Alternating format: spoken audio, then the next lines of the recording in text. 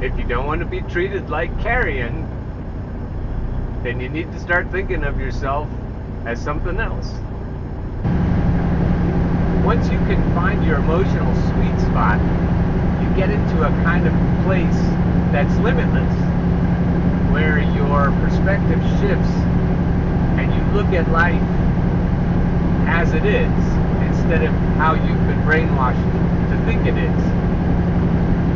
And when you elevate into that spot, nothing looks like it used to look.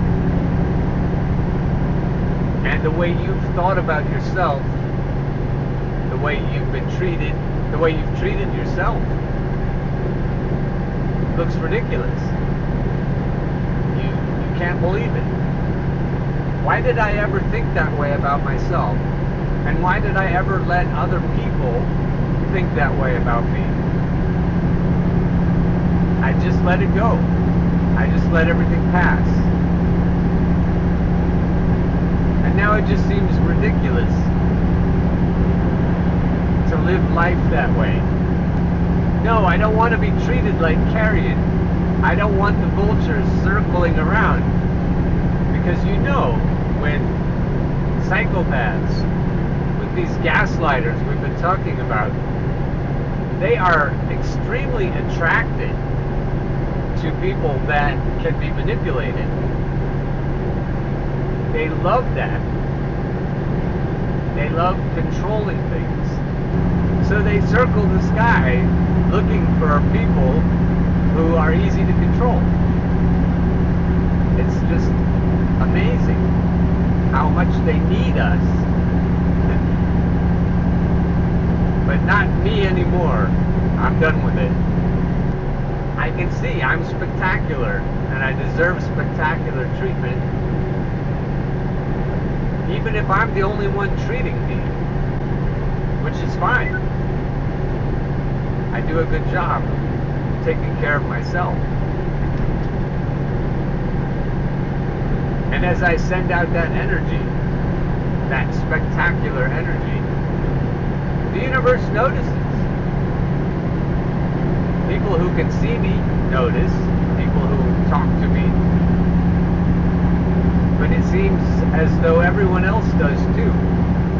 And suddenly there are new opportunities, new places to go, people to see, ideas,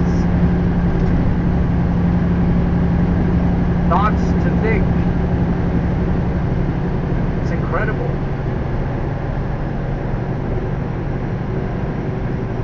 New vistas open up in front of me. And I'm not just somebody to be abused and used and exploited. I'm not a cameo in someone else's film.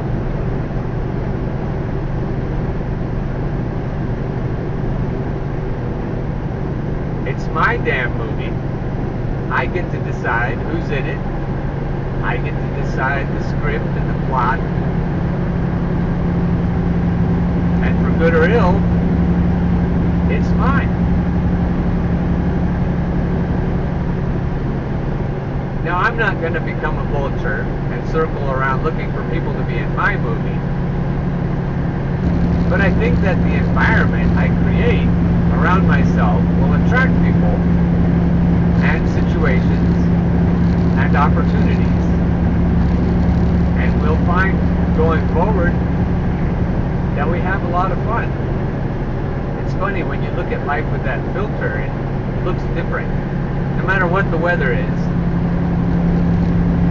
It's like when it's Christmas time and you know that everything just seems better, even though the weather is often shitty and people are often shitty.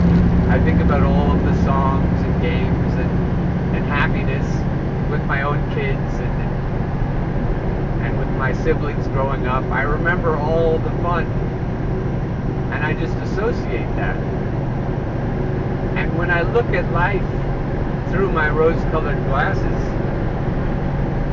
when I know that there's a conspiracy in the universe to bless me, because I know how spectacular I am and how worthy I am of all the blessings that are waiting for me. And that just changes everything.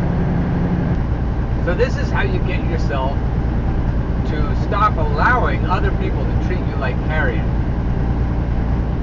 You have a shiny new machine. Here it is. And it is a machine that you can bolt on to your current self. And as soon as you program it, it runs in the background. And it just does its job like a champion. And what is its job, you may ask? It uninstalls crippling emotions. It just prowls around like a shark in the ocean, looking for its prey, looking for what it eats, or like a catfish, just eating whatever drops to the bottom. So this machine, it just goes around doing its job.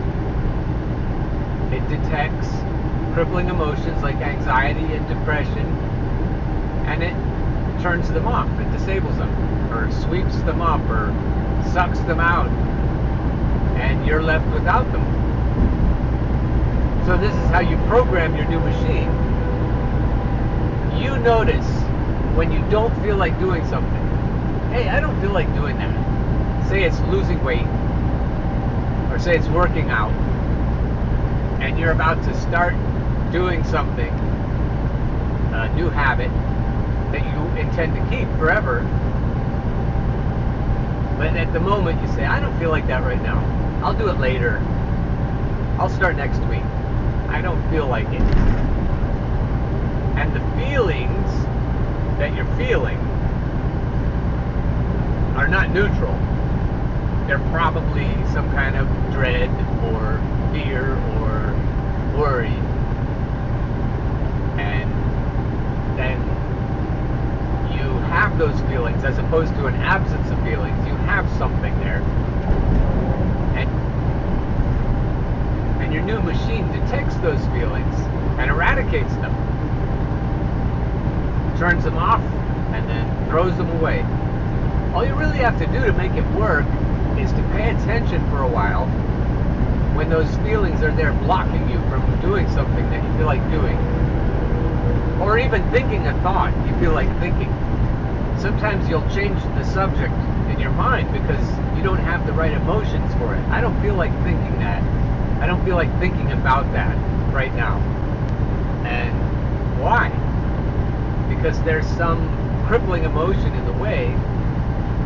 So just notice it and then turn your machine loose. I don't need that. Take care of it, machine. And the machine does it.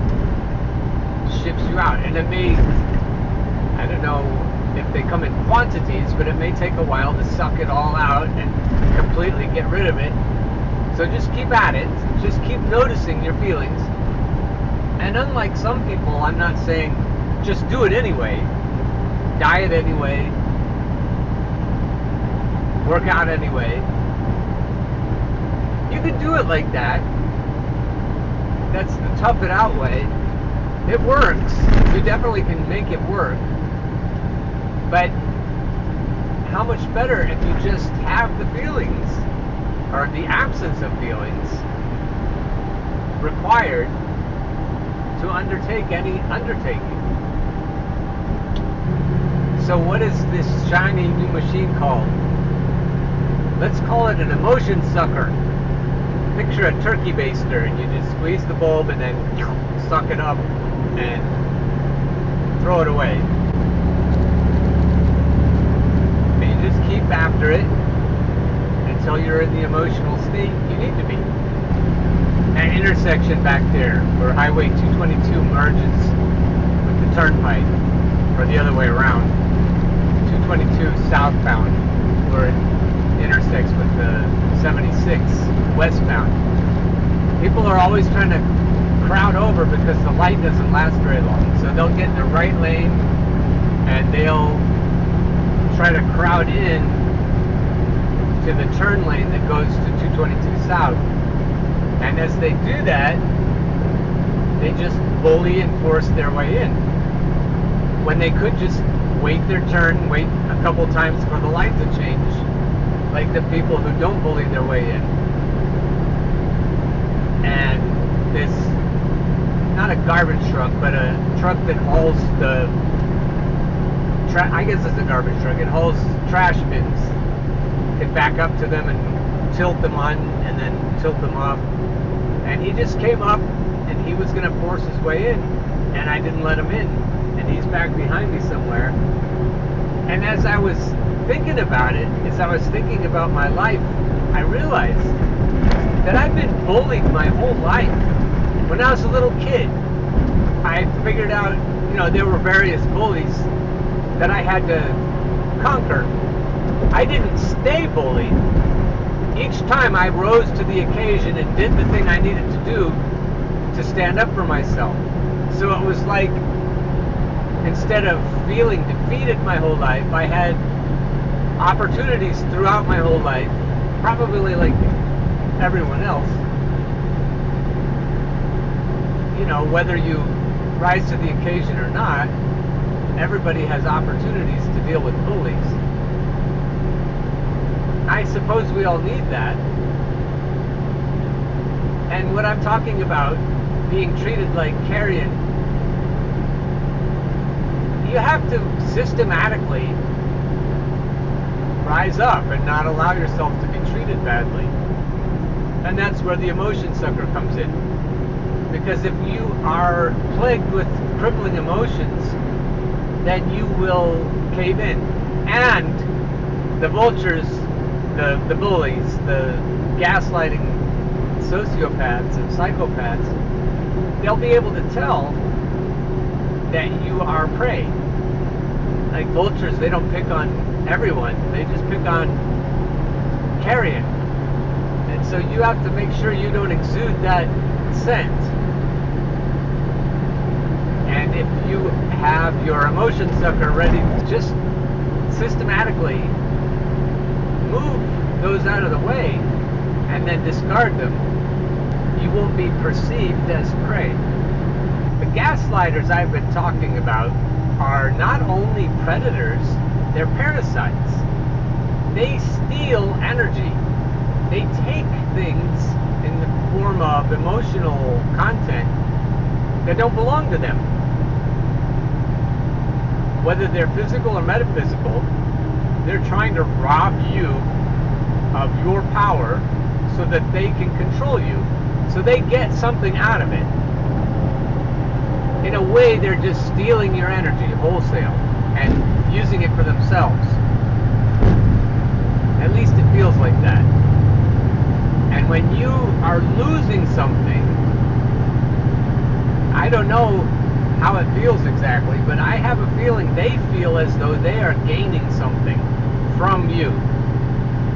That seems to be their attitude.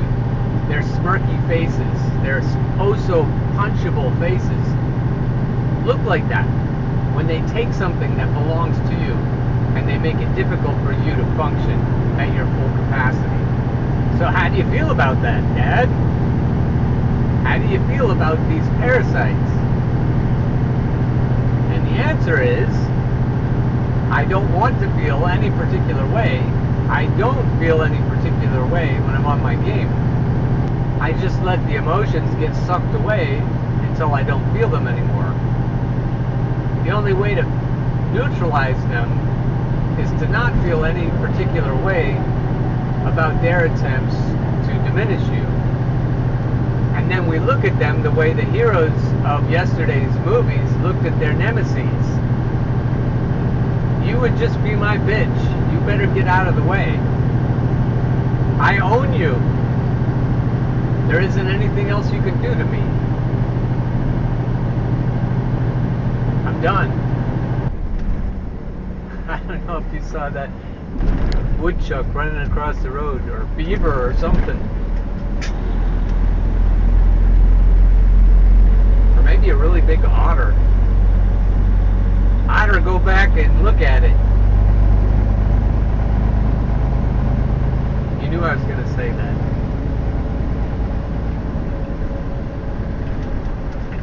So how do I feel when I know that I'm pissing them off?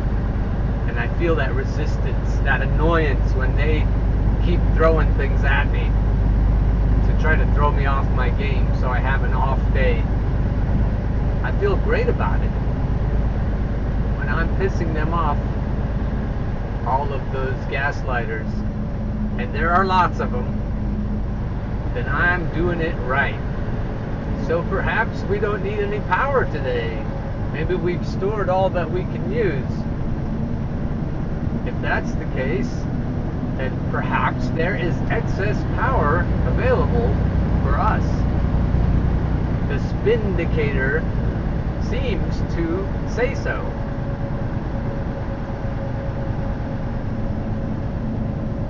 In 3/4 of a mile, arrive at home, on the right.